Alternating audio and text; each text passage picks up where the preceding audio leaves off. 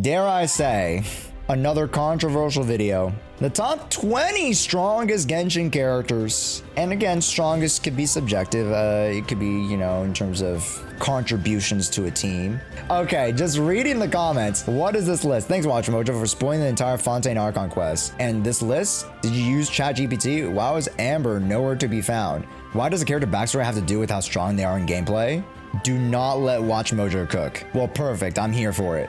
The top 20 strongest Genshin Impact characters. We'll be looking at units who deal high damage, buff and heal party members, and have longevity in Genshin's ever-expanding roster and... Okay, that is his metric. Who deal damage, who support incredibly well, and who have longevity in the game.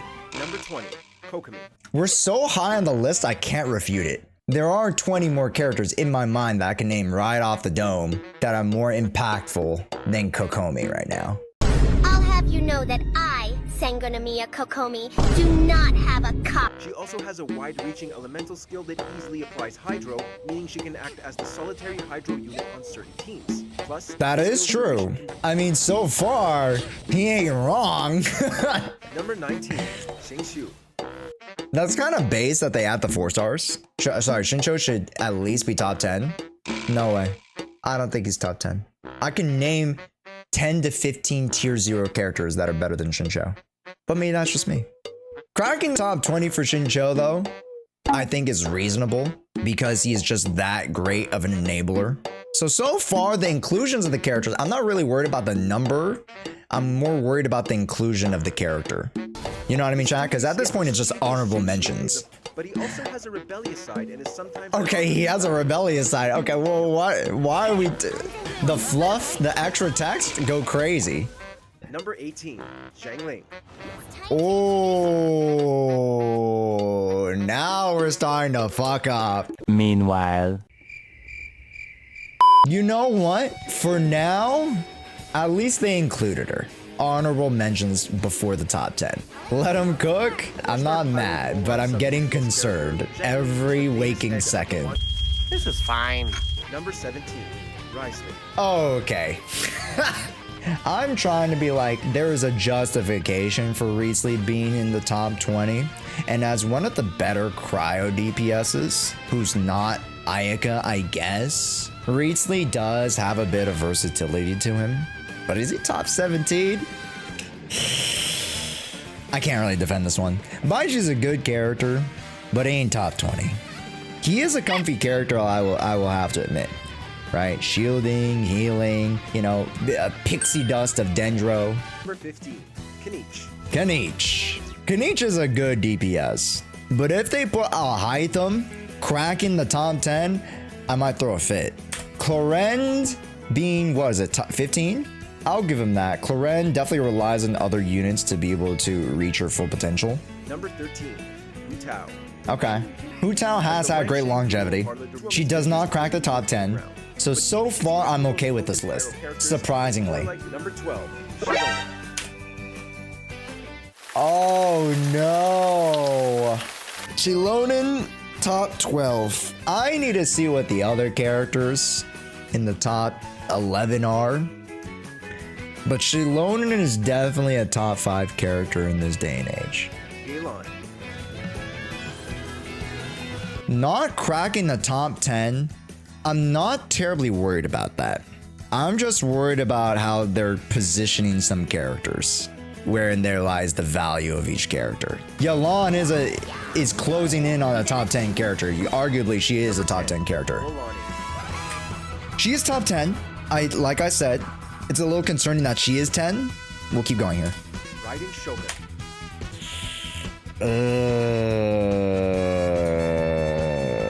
In this day and age, characters are getting better in the support category, and then there are characters who are getting better in the DPS category. Raiden Shogun kind of falls in between the lines of a DPS and sub DPS. Obviously, she nukes quite a bit, but is she top 9 now these days? I think Raiden Shogun should have went back to where Risley was. The mountains. But if they put Alhaitham, I might throw a fit. Like I said earlier, Kanich being what? Kanich was like top 16 or something like that? Alhaitham being this much higher is a little bit concerning to me. There's a couple people being left off of this list. Oh no! I'm not gonna lie. I was okay with the list. It wasn't like I was angry with the list. They had some inclusions that I genuinely would add to a top 2025 list. Wow, we must be back in 2022, huh? Number 6, Bennett. Okay, that's kind of based. I'm glad that they added Bennett to the list. If they were gonna leave out some characters, thankfully they're showing Bennett because Bennett has been just that relevant for that long. He's been that strong. Number 5, Nahida. Here's where people are getting left off for sure.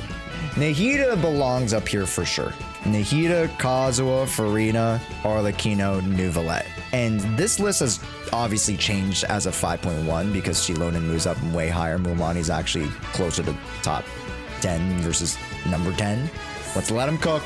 Wow, they actually do spoil all the Archon quests, don't they? Number 4, Farina. Okay. We're 2 for 2 now in the top 5. Arlecchino. Okay. We're 3 for 3 now. Number 2, Kazuha. We're 4 for 4. Now just stick the landing. Nuvolette. There he is. All right, we did a couple flips. All right, were they pretty? Not really, but we landed on 2 feet. Did we stumble while we landed? Probably a little bit. You know, we lost a couple points, but we landed. If they just swapped Zhongli and Shilonen list, it would all need to be perfect. Okay. Why don't we go to a tier list and look at this tier list? So, chat, let's do a little recreation here.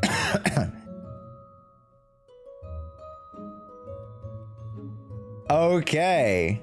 So let's start here, folks. Let's start here first. This is the list that they came up with. And I'm gonna be honest, this isn't a bad list, okay? For how much people are, you know, not liking it, I would say that they got a B. Now, let's pull up some characters that definitely got shafted from the list. Let's start off with the very, very obvious. Navia definitely got shafted from the list. Another character that should be in the top 20 by now, Emily. Could I say that Chevreuse potentially got shafted from the list? I don't think she's top 20. I think she's top 25, so I'll put her right there. And then Xian Yun is better than Baizhu, so that I like if we were to do a trade for trade, I'd trade that real quick. You know what?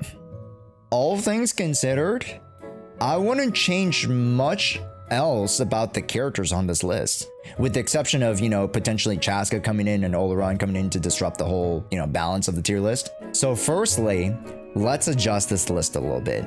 The top 5, they're interchangeable depending on how you really value some of these characters. I would say Nahida probably jumps higher for me personally because I prefer her over him as a luxury, you know, support unit. This guy, he's off the list. Hytham, you know, I'm gonna keep him there. I'm gonna keep you there. So 1, 2, 3, 4, 5, 6, 7, 8, 9, and 2 hours later. So let's compare the old list to now this list. Granted, I did have some honorable mentions, and, you know, I put Baizhu there, you know. We slotted down Riesli and Zhongli because they don't crack like the top 30. 1 through 10 is pretty solid, I'd say. 1 through 10 is pretty solid. Navia, Cloren, Xiangling, Raiden, and Kanich as 11 through 15, I think is justifiable. Xinqiu, Emily, Chevy, Shan Yun, and Hu Tao as the next 5, I think is really, really good. And then you have some honorable mentions that are a little bit more niche down, right? Baizhu just being a literally direct recipient of Farina handouts. Nilou being the Bloom niche character. You have Fischl, who is arguably better than Raiden in very, very minute aspects. And then Zhao is still one of the best front-loaded DPS characters in the game. And that concludes the list. So this would be my top 20. And if you were to have a box of all these characters, you'd literally be set.